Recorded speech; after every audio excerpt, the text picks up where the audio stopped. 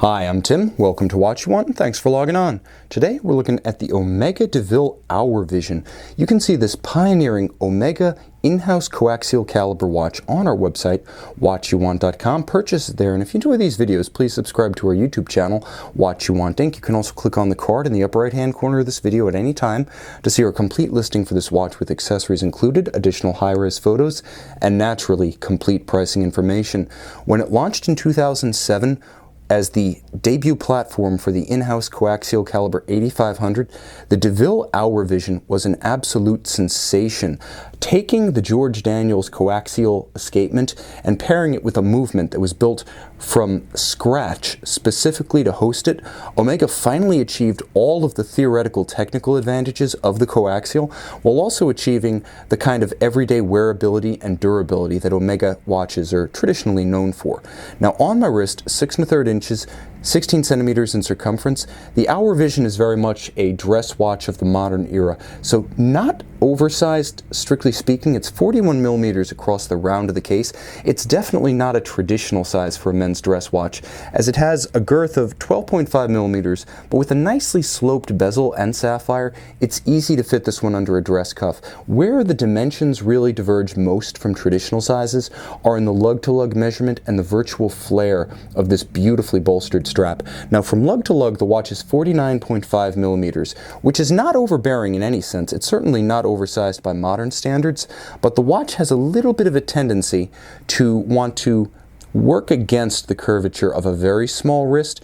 This strap, which features semi-conforming end pieces, is very heavily bolstered so that the taper nicely matches the swell of the lugs. Aesthetically, it's perfect. Ergonomically, if your wrist is smaller than 15 centimeters in circumference, you might have a little bit of trouble wearing this one, but that's no problem because 15 centimeters and up, you're going to be able to wear this with real security, style, and panache because it has that kind of visual impact. Now it features a black rectangular scale monotone stitch alligator leather strap. It is very beefy. Again, this is not a simple folded strap. There's a great deal of bolstering in there to add to the substance, and it's matched with a gorgeous twin trigger deployant clasp. Now the twin triggers ensure that this is not friction fit, so it's not going to accidentally pop open if your wrist undergoes a jarring moment.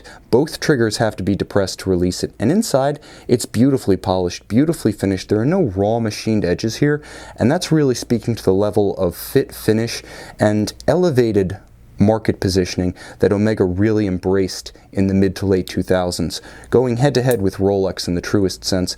The strap also features a hidden minder system, so you can see that there are no strap minder loops anywhere on this strap, and that's because any excess is tucked in under the strap rather than being left to flap underneath flimsy strap minders that could wear out before the strap itself. It's a very clean look. It's also a very practical and clever one.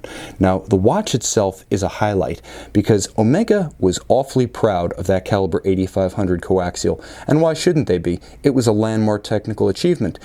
So they made it possible to see the movement through the flanks of the case, this being one of the few and first mainstream watches to embrace full viewports on the flanks of the case, as well as the sapphire display caseback. So this watch is truly the Hour Vision in every sense, giving you the ability to see into the watch, the guts of the movement, the flanks of the plates, the turning wheels from every angle.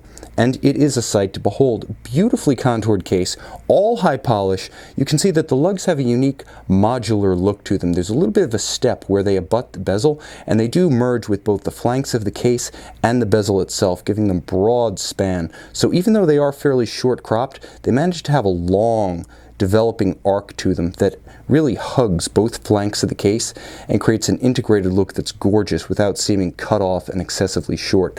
Now the dial channels a little bit of the original 2002 Cartier Roadster because there's a very automotive theme going on here. The combination of the tritone, the concentric circular metallic tracks that link the calibrations of the hour indices, the outboard red minutes in Arabic numerals. You can see the black and red and white combination, a sporting tritone that is just redolent of motorsports, or even 1950s Mercedes-Benz and Porsche dashboard instruments. It's a gorgeous look. It's also an exceptionally legible look.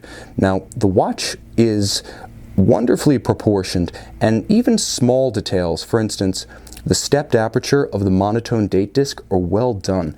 One thing that the 8500 brought to the table that's remained a mainstay of Omega watch ergonomics and man-machine interface has been the travel time zone feature, effectively allowing you to continue to adjust the watch as you move forward or backwards across time zones without stopping the balance. And you can see how I'm able to drive the date forward and backwards as I move between time zones, and yet the seconds hand continues to beat away. Now I can conventionally hack the movement if I want to synchronize precisely to a known accurate reference time, and that's just the tip of the iceberg, because this caliber 8500, all 39 joules of it, is a remarkable piece of engineering. This is a proper answer to Rolex's in-house calibers.